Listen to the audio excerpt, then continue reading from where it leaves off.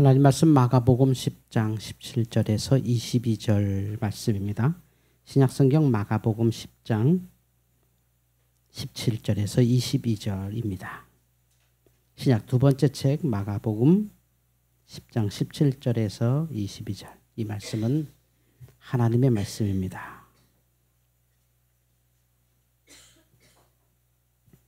예수께서 길에 나아가실새 한 사람이 달려와서 꿇어 앉아 묻자오되 선한 선생님이여 내가 무엇을 하여야 영생을 얻으리이까. 예수께서 이르시되 내가 어찌하여 나를 선하다 일컫느냐. 하나님 한 분 외에는 선한 이가 없느니라. 네가 계명을 안 하니 살인하지 말라, 간음하지 말라, 도둑질하지 말라, 거짓 증언하지 말라, 속여 빼앗지 말라, 내 부모를 공경하라 하였느니라. 그가 여짜오되 선생님이여 이것은 내가 어려서부터 다 지켰나이다. 예수께서 그를 보시고 사랑하사 이르시되 내게 아직도 한 가지 부족한 것이 있으니 가서 내게 있는 것을 다 팔아 가난한 자들에게 주라. 그리하면 하늘에서 보화가 내게 있으리라. 그리고 와서 나를 따르라 하시니 그 사람이 재물이 많은 고로 이 말씀으로 인하여 슬픈 기색을 띠고 근심하며 가니라. 아멘. 주여 감사합니다. 저는 이번 추석이 정말 재밌었습니다. 가족들과 같이 우리 애들 처갓집에 외갓 동네 포항 갔다가 경주 가서 아주 굉장히 더웠지만 제가 여행을 국내 여행하면서 이번처럼 야 정말 좋다 하는 것을 느껴본 적이 없는 것 같아요. 이제 원래는 이제 제주도로 갈까 하는데 진주가 포항물회가 먹고 싶다는 거예요. 우리가 포항 가면 먹는 집이 있어요. 그걸 먹고 싶다는 거예요. 그러지 뭐. 그래서 이제 딸 얼굴도 볼 겸 걔는 놀다가 포항에 이렇게 우리를 포항에서 만난 거죠. 같이 간 게 아니라. 참 잘 놀아요. 일하는 사람 못 놀고 원래 일 안 하는 사람이 노는 겁니다. 이제 포항에서 이제 뭐 축도시장 구경하고 이렇게 점심시간이 돼서 우리 늘 가는 이제 횟집을 갔어. 그 물회집이죠. 포항 물회는 여러분이 아는 물회랑 좀 다르거든요. 그 집이 완전히 전국에 소문난 집이 됐더라고. 하여튼 사람들이 쫙 줄 서 있어요. 그래서 웬일인가 했더니 백종원이 거기 가서 이렇게 맛있는 물회 처음 먹었다고 한번 방송에서 말했대. 근데 우리가 옛날에 거기 가면 늘 그 집을 먹었거든요. 이 집 맛있는데 왜 인기가 없지? 뭐 이 정도로 맛있었던 집에서 먹고. 그래서 포항에 보면 스카이워커라고 이렇게 말도 안 되는 이 계단이 있습니다. 여러분 올라가시면 아마 속옷 베리십니다. 그런 데를 이제 저는 이제 고소공복제를 못 올라가고 이제 사모님하고 애들이 간다 그러는데 사모님이 한 10계단 가더니 주저앉아 갖고 내가 데리고 내려오고 이제 애들 셋이 가는데 애들도 거의 기절할 정도로 공포심을 가지고 올라갔다 내려왔어. 이 두 줄입니다. 이 양쪽을 다 가는 건데 큰애하고 둘째는 한쪽 갔다가 와서 포기하고 내려오고 주아는 아무 생각 없이 쭉 끝까지 갔다가 이렇게 왔더라고요. 완주를 한 애입니다. 그리고 이제 제가 인생 살면서 정말 이번 여행이 즐거웠다는 게 뭐냐면 처음으로 주아가 노래하는 걸 들었습니다. 말하는 대로 생각하는 대로 따따따따 그걸 부르더라고요. 너무 잘 불러가지고 우리 애들이 음치는 없구나 그걸 느꼈습니다. 경주 갔는데 또 갈 계획입니다. 저는 이제 동남아도 가봤고 뭐 미국도 가고 뭐 많이 나름대로 젊었을 때 이런 저런 일로 뭐 외교부에서 뭐 보내줘서 가고 뭐 아제르바이잔이라는 데는 신비한 땅도 가보고 많이 가봤잖아요. 남미하고 몇 군데는 못 가본 것 같아요. 아직도. 그런데 제가 간 이 중국, 동남아, 일본, 대만, 뭐 인도네시아, 태국 뭐 많은 곳을 가본 것 같은데 경주가 제일 좋아요. 저는 그렇게 느꼈어요. 경주가 제일 좋습니다. 이렇게 멋있는 도시가 있구나.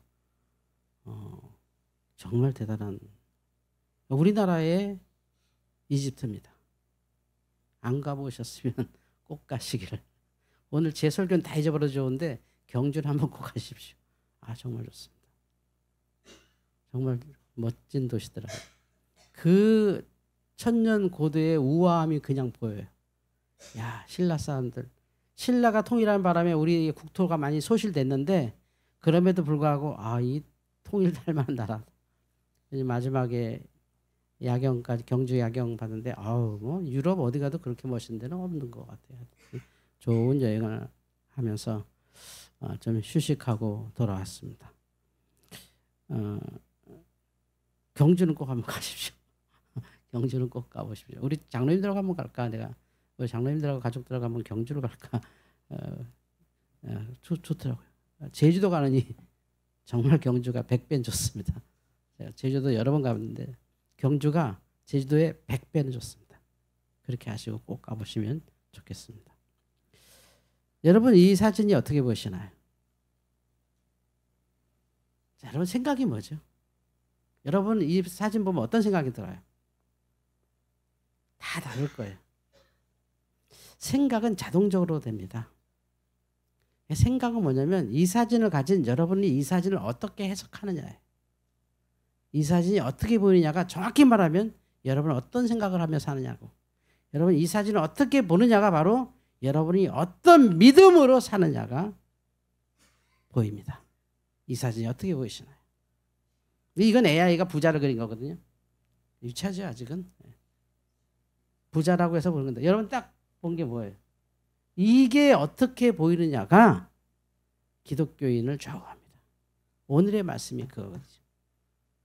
한 부자가 다른 복음서에는 한 부자 청년이 또는 오늘은 돈이 많은 부자가 예수님을 찾아 나와서 질문하는데 이 질문이 기가 막힙니다. 오늘 말씀이 17절부터 22절까지지만 우리가 우리의 믿음, 특히 저를 포함한 우리나라 사람들의 믿음은 17절에서 22절에서 찾을 수 없습니다. 오늘 이 사람이 예수님께서 길을 나가실 때 달려와서 꿇어 앉아서 묻습니다. 17절에 이렇게 말하죠. 선한 선생님이여 내가 무엇을 하여야 영생을 얻으리까? 사실은 이 정도 질문도 대박입니다. 사실 우리 이 정도의 질문도 없이 그냥 살거든요. 제가 존경하는 목사님들이 몇 분 계세요. 또 약간 저분은 참 좋다 해서 그분들의 뭐 이렇게 가끔 이렇게 유튜브를 이렇게 열어서 그분들 설교를 통해서 많은 도움을 받습니다. 참 성경 재밌게 보셨다. 참 훌륭하시다. 이런 분이 그래도 계셔서 한국교회가 희망이 있다는 분이 한 두어 분 계세요. 근데 이번에 그분 중에 한 분이 너무 충격적인 말씀하셔서 한번 꼭 찾아가서 물어봐야겠다 하는데 이분이 교회가 굉장히 커요. 분당에서 엄청나게 큰 교회인데 이 교회가 이렇게 커서는 안 된다. 싹 분립을 해서 이렇게 복음이 증거되도록 우리 교회를 이렇게 나눕시다. 성도들 이렇게 쭉 나눕시다. 이렇게 해서 우리 교회는 절대 사람 많이 안 모이는 교회로 탈바꿈할 거라고. 그래서 진짜 사람들 다 나가라고 해서 정말 많은 사람을 이렇게 나갔어요. 근데 뭐 그래도 남아있는 사람이 훨씬 많죠. 남아있는 사람이 한 80% 남습니다. 나가라고 그래도 그 이상 많이 있는데 근데 이분이 교회가 성도들이 나갔더니 이 나간 성도들이 이제 원래 사람들이 든 자리는 안 보여도 난 자리는 보이잖아요. 그러니까 목사님이 이랬더니 이게 교회가 이렇게 줄어들어서 되냐고. 본인이 작은 교회를 이제 하자고 해놓고 그래도 몇천 명이에요. 그게 몇천 명이 앉아 있는 거 보고 마음에 안 드신 거예요. 그래서 이분이 메시지를 바꾸셨어요. 10,000명 더 전도하자. 뭐지? 그러니까 이제 사람들이 물을 거 아닙니까? 아니 목사님 교회가 좀 작아야 좀 효율적이어서 작교로 해서 이렇게 다 분립했는데 다시 10,000명을 전도한다는 건 좀 이상하고 또 그것도 10,000명을 전도한다는 건 지금 상황에서는 남의 교인들 걸고 이렇게 로 채워야 되는 현실인 걸 목사님이 늘 말씀하시는 게 그거였거든요. 전도 많이 한다는 게 결국 남의 교인 뺏어오는 거 아니냐. 우리 교회도 마찬가지다. 다 남의 교인 뺏어오는 거다. 뭐 이 얘기하셔서 그래서 존경 많이 받는 분이셨어요. 근데 그분이 이렇게 만 명 다시 전도하자 그래서 교회는 복음을 전하는 것이니 전도하는 게 복음이다. 그래서 말은 맞는데 그분이 하던 말하고 이 앞뒤가 안 맞아서 이제 사람들이 의아해하니까 그분들이 그게 이제 걸리신 거죠. 그래서 이렇게 말씀하시더라고요. 내가 남의 교회를 전도하자는 거 아닙니다. 한국에 가나안 성도가 100만 명입니다. 가나안 성도가 뭐냐면 교회 안 나가는 성도들. 가나안을 거꾸로 말하면 안 나가거든요. 안 나가. 그래서 그걸 거꾸로 말해서 가나안 그러는 거예요. 뭐 성경에 가나안 아닙니다. 안 나가 성도 이거면 교회 다니다가 아예 안 나가. 그분들 전도하면 된다 그래요. 그 사람들이 그럼 그렇지 우리 뭐 저 목사님 그럴 분이 아니지 하는데 저는 거기에 박수 못 치겠더라고요. 그러면 가나안 성도는 교회가 없어? 그 교회가 기다리고 있는데 그분 오길 기다리고 있어 다. 그것도 남의 교인이지. 그래서 좀 실망했어요. 이해는 가요. 큰 교회 하시니까 그렇게까지 세밀하게 못 보실 수 있는데 이 청년이 수준이 높아요. 무엇을 하여 영생을 얻으리까? 우리 한국의 목사 수준은 저 같은 목사 수준도 성도 몇 명 빠지면 벌벌 떨어갖고 다시 채우자. 여기에 우리의 관심이 있어. 거기에 다 넣지. 이거 복음이다. 뭐 하나님의 지상 사명입니다. 뭐 믿는 사람은 전도하는 것이 마땅합니다. 맞지만 사실 속마음은 내 교회에 배부르게 하자는 거거든. 근데 이 사람은 주님 앞에 와서 넙죽 엎드려서 무엇을 하여야 영생을 얻으리까? 고민의 차원이 다르죠. 그러니까 주님이 그 사람을 보고 이렇게 말해요. 여기 어떻게 하나님 한 분 외에 선한 이가 없는데 나한테 선하다고 다 말을 하냐? 이렇게 말하면서 이 말은 이제 그 사람을 이제 친근하게 받아주실 말씀이고요. 그러면서 이렇게 십계명의 기본을 이렇게 말씀하세요. 네가 계명을 알지 않냐? 살인하지 마라, 간음하지 마라, 도둑질하지 마라, 거짓 증언하지 말고 속여 빼앗지 말라, 네 부모를 공경하라 하였느니라.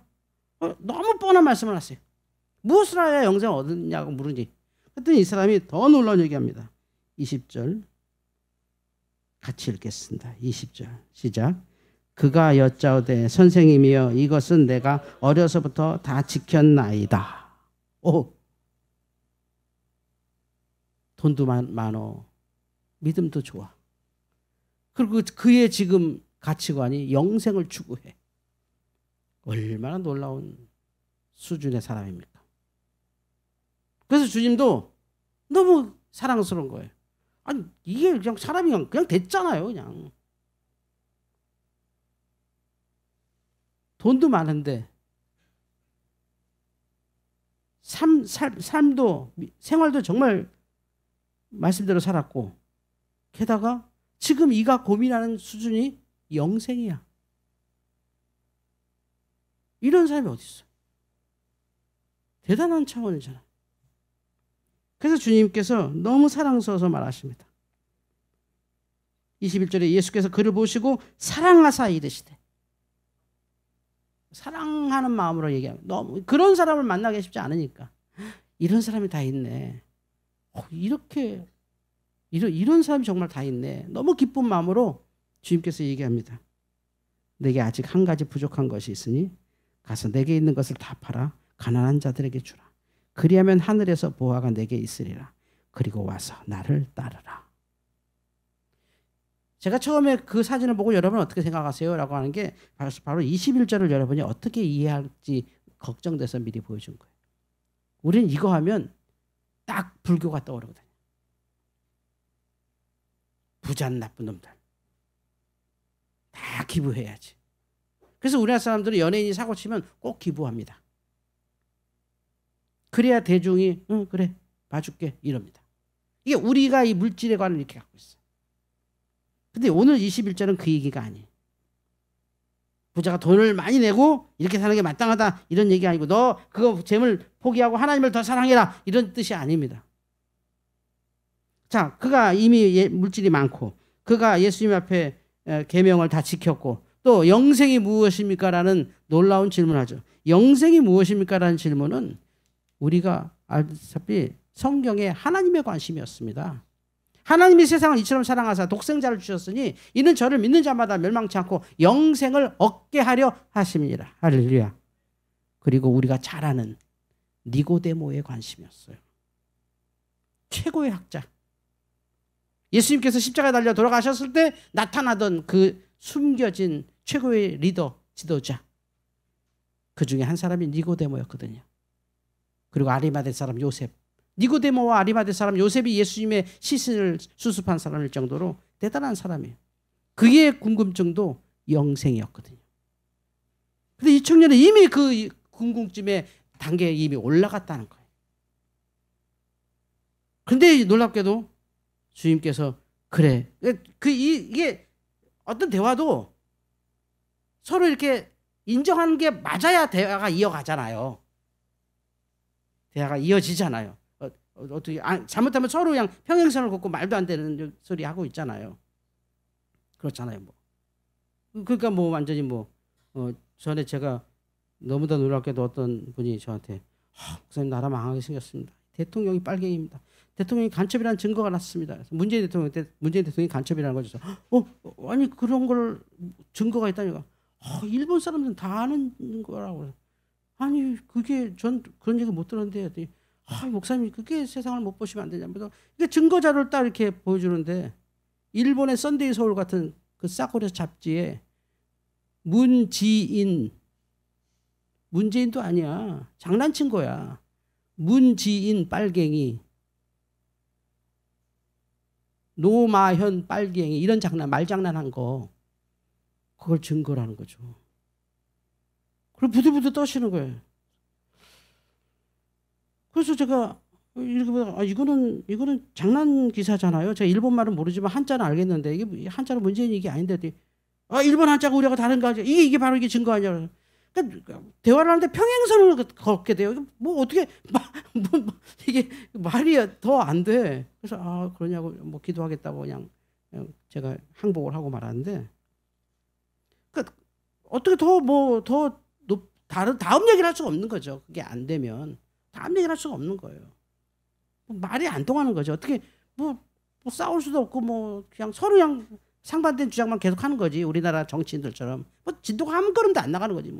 서로 대통령 내려오면 이제 감옥 가는 거고 이제 그렇게 사는 거지 우리나라는 근데 예수님께서 이 사람에게 이렇게 말했다는 건 그 사람의 수준을 인정하신 거죠. 너가 이제 이 정도까지는 가겠구나. 네가 실컷 돈을 벌어봤고 네가 정말 율법대로 살아봤고 그리고 그럼에도 불구하고 네 속에서는 계속 영생의 소욕이 있고 영생의 갈망이 있고 영생을 찾겠다고 그래서 당시에 소문난 랍비라고 인정받던 예수님께 와서 넙죽 엎드려서 제발 좀 나한테 답을 달라고 이 할 정도의 용기로 나왔으면 어떻게 도대체 내가 돈도 벌어봤고 율법도 다 지켰는데 내게는 영생이 없는 것 같습니다. 그런데 지금 어떻게 영생을 얻겠습니까? 아니 그 엄청난 질문 아닙니까? 우린 다 믿은 척하고 다 구원받은 척하고 살잖아요. 그냥 교회 나오면 천당 가는 줄 알고 그냥 죽으면 당연히 천당이지 아멘하고 그냥 이렇게 앉아있잖아요. 근데 이 사람은 아주 계속 고민하는 거예요. 사실은 우리가 이 성경적 관점으로 부자라는 건 하나님께서 복 주셨다는 증거가 되거든요. 이게 구약에서는. 하나님께 복 주셨다는 건 구원받았다는 거고 이게 그 기독교 자본주의의 핵심입니다. 기독교 자본주의 막스 베버. 왜냐하면 네가 열심히 일해서 돈 벌어서 네가 돈 잘 되면 넌 천당 가는 거야. 이게 기독교입니다, 여러분. 세계사에서도 배웠을 거야. 그 도덕시간에서도 배우는 얘기고 이게 자본주의 아주 핵심이에요. 왜 자본주의가 잘 되느냐? 내 구원의 확인을 위해서 열심히 사는 거예요. 내가 일했을 때 하나님이 복 주실까? 잘 되는 거예요, 이게. 그런데 이 사람은 그랬던 사람이란 말이죠. 예수님의 관점에서 볼 땐 정말 사랑스러운 사람이야. 그래서 그 차원을 뛰어넘은 영생의 얘기를 하는 거죠. 그럼 이제 나랑 일하자. 너 그거 다 팔아라. 이게 예수님도 대단한 게 나한테 헌금해라 이게 아니에요. 다 팔아. 가난한 사람에게 나눠줘라. 진짜 기독교는 이거거든요. 가난해져라가 아니라 물질이 나쁘다가 아니라 그거 다 뛰어넘었으니 이제 이거 할 수 있지 않느냐 이거죠. 근데 22절에 이 사람이 재물이 많은 고로 근심하면서 떠나버려요. 그럼 도대체 오늘의 본문에서 예수님께서 하시는 말씀이 뭘까? 영생에 대해서는 우리는 니고데모에 얘기했지만 진시황제를 통해서 불로장생에 대한 꿈을 꾸고 삽니다. 누구나. 그래서 지금 우리는 다 살지도 못할 거면서 다 거짓말을 하고 사는 건 뭐냐면 백세 무병장수 자꾸 얘기합니다. 아니거든요. 지금 100세 시대 아닙니다. 80대 중반 90대 되면 다 사실상의 삶이 이제 다 없습니다. 근데 우리는 100세 살아 해갖고 지금 우리 지금 70여도 30년 더 남았어. 희망을 갖고 살아. 그거 사실 거짓말입니다. 70이면 유서 쓰셔야 되는 거예요. 내일 부르셔도 갑니다 하고 마음의 준비를 하고 사셔야지. 나 100세 살 거니까 난 100세를 살 거야. 이게 아주 잘못된 거짓에 우리가 익숙해서 마음 편안하게, 그러니까 영생을, 천국을 소망하지 않게 하는 거죠. 이 얘기는 뭐냐면 예수님께서 하신 말씀은 네가 진짜 구한 게 영생 맞냐? 이거죠. 제일 먼저 앞에 와서 내가 무엇을 하여 영생을 얻으리까 했던 이 질문에 본질적인 질문을 주님께 거꾸로 하는 거예요. 네가 구하려던 게 영생이 아니었던 것 같은데. 네가 알고 있는 영생이 그게 아닌 것 같은데. 네가 믿고 있는 게 뭐 아닌 것 같은데. 나랑 지금 뭐 얘기하다 보니까 우리 서로 좀 다른 얘기하는 것 같다. 똑같이 하나님을 얘기하고 똑같이 구원을 얘기하고 똑같이 천국을 얘기하는 것 같은데 자꾸 말해보니까 네가 말하는 천당은 이상하다. 이 얘기하는 거예요. 왜냐하면 영생을 구하고 율법을 다 지켰고 하나님의 축복도 받은 사람이 말하는 그 영생이 주님께서 보니까 진짜 영생을 달라는 게 아니었네.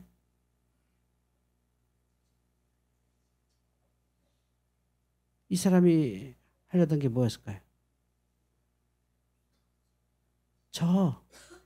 그냥 이렇게 살아도 영생 얻었다고 말 좀 해주세요.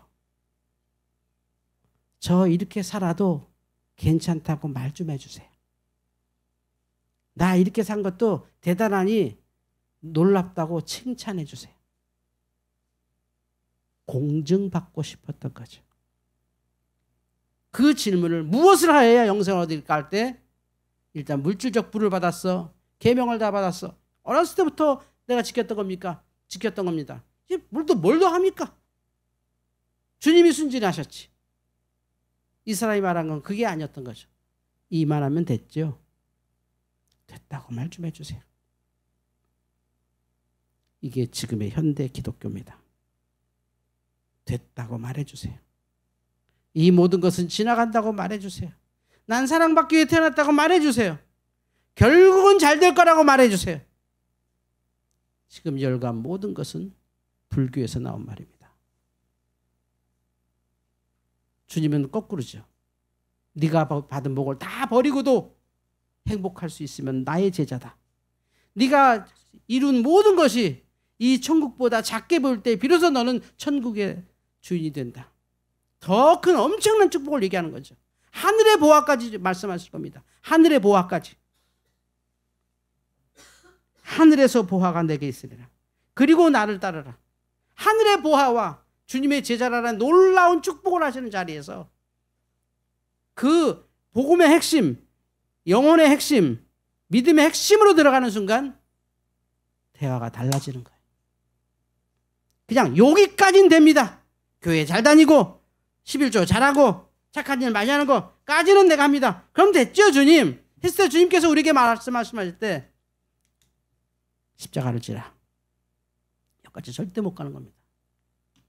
내가 나와주는 게 어딘데요? 내가 이 정도로 나와주는 것도 대단한 것이고 내가 이 정도 사는 것도 평균 이상이고 그래도 지금처럼 교회 안 나가는 시대에 내가 그래도 이 작은 교회인데도 내가 나가주는 거 주님 내가 놀랍지 않습니까? 라는 스스로의 속임으로 우리가 자꾸 영생을 오염시키는 거죠.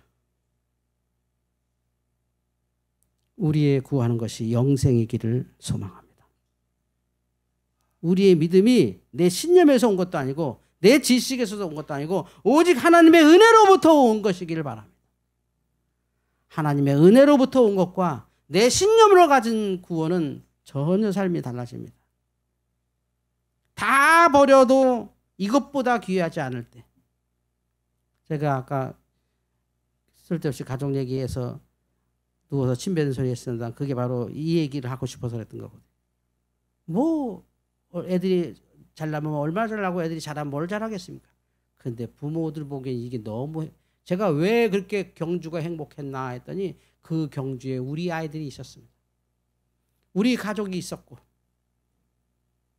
이 우리 아이들이 서 있는 그 담벼락이 유럽의 성벽보다 아름다웠고 우리 아이들이 거니는 그 왕릉이 천년 고도의 품격을 보여주더라는 거죠. 그래서 멋있었다는 거죠. 속으시면 안 됩니다. 아, 목사님께 속았다. 경주 좋다고, 일본보다 좋다고, 제주도보다 100배 좋다고 해서 갔더니 아무것도 없네. 뼈다귀밖에 없네. 해명하는 겁니다. 행복은 나에게 있는 거거든요. 그래서 경주가 좋았다는 말씀드리는 겁니다. 제가 경주에서 무슨 홍보대사 돼서 얘기하는 게 아니라 그 얘기 뭐죠? 제가 여러분에게 목회하면서 가장 많이 말한 주제 중에 하나가 천국 간다고 행복해지는 게 아니라 행복한 사람이 천국 가는 거라고. 물질로도 충분히 얻었습니다. 사실 여기 써 있는 이 계명 다 지키는 건 남자로서 쉬운 일이야. 절대 아닐 텐데. 어려서부터 지켰으니 품격은 얼마나 높겠습니까? 얼마나 많은 사람들이 정말 멋지게 그 사람을 보겠습니까? 그러나 그의 내면은 계속 공허했는데 그걸 좀 누가 인정해 줬으면 좋겠는데 어떤 사람의 인정도 그걸 채워주지 않아서 이제 드디어 예수님의 인정을 받겠다고 나왔다는 거죠. 근데 그것을 주님은 거꾸로 사랑해서 그거 다 버리고 가난한 사람들 주고 나랑 같이 천국 일하자 했더니 이것도 아니네 하고 돌아가는 거죠. 우리가 구하는 것이 진정 영생입니까? 주님이 자꾸 교회에 와서 이런 부담 주십니까? 우리 사랑하기 때문이죠. 우리 수준을 너무 높게 봐주신 거죠. 야, 네가 어떻게 이렇게 이런 포스트 팬데믹 시대에 종교에 대해서 사람들이 혐오하고 기독교에 대해서 욕하는데 그래도 꼬박꼬박 교회 가고 그것도 큰 교회 멋진 교회도 아니고 그냥 어디 상가에 작은 교회 가서 앉아있는 너 대단하다. 놀라운 거잖아요. 그러니까 주님께서 이렇게까지 말씀한 거죠. 그럼 너 나랑 같이 이거 해볼래? 주님이 우리의 수준을 높게 봐주시는 거죠. 우리의 구하는 것이 영생이라면 구하는 것이 진정 영생이라면 오늘 말씀은 은혜가 될 겁니다. 그러나 우리가 구하는 것이 영생이 아니었다면 많은 질문이 남을 겁니다. 많은 부담으로 자리할 겁니다. 여러분 속에서 심리적으로 회피하셔도 되고 그냥 적당히 타협하셔도 좋습니다. 주님의 말씀을 음성으로 기억하십시오. 가서 내게 있는 거 다 팔아 가난한 자들에게 주라. 그리하면 하늘에서 보화가 네게 있으리라. 그리고 와서 나를 따르라. 오늘 우리 교회가 이 말씀이 들려지길 바랍니다. 우리의 젊은 아이들이 열심히 공부하고 열심히 교회 나오고 열심히 같이 커가는 그 목적이 영생이길 바랍니다. 우리 교회가 건축해야 되는 목적이 영생이길 바랍니다. 우리가 이 예배당에 앉아있는 그 마지막 목표가 영생이길 바랍니다. 최근에 편찮으셔서 자주 못 오시는 우리 한시자 권사님이 저를 볼 때마다 꼬박꼬박 하신 말씀이 있어요. 목사님 나 죽을 때 꼭 목사님 기도해 주셔야 돼. 나 죽으면 목사님 와서 기도해야 돼. 그래야 내가 천당 가지. 목사님 나 죽을 때 꼭 목사님 기도해 주세요. 작은 거지만 아주 대단한 믿음이죠. 우리의 믿음이 영생을 구하는 것이라면 그 어떤 것도 그것보다 가치는 없을 겁니다. 너무 높은 얘기하는 건가요? 우리가 너무 고상한 얘기하나요? 너무 부담스러운 얘기하나요? 근데 주님은 이 사람을 사랑해서 말씀했습니다. 네게 있는 거 다 팔아서 가난한 자에게 주고 그리고 내게 와라. 그리고 나를 따르라. 하늘에서 보화가 있으리라. 우리의 구하는 것이 영생이기를 주의 이름으로 축원합니다. 하나님 아버지, 우리가 정말 구하는 것이 영생일까요? 마음의 위로만 받자고 온 것일까요? 오늘의 말씀에서 부담이 없게 하시고 우리의 말씀에서 하나님의 사랑이 느껴지게 하시고 우리의 수준을 이렇게 높게 보신 주님 앞에 거기에 맞춰 살도록 애쓰는 저희들 되어서 우리의 구하는 것이 진정 영생이 되게 하여 주시옵소서. 예수님의 이름으로 기도하옵나이다. 아멘.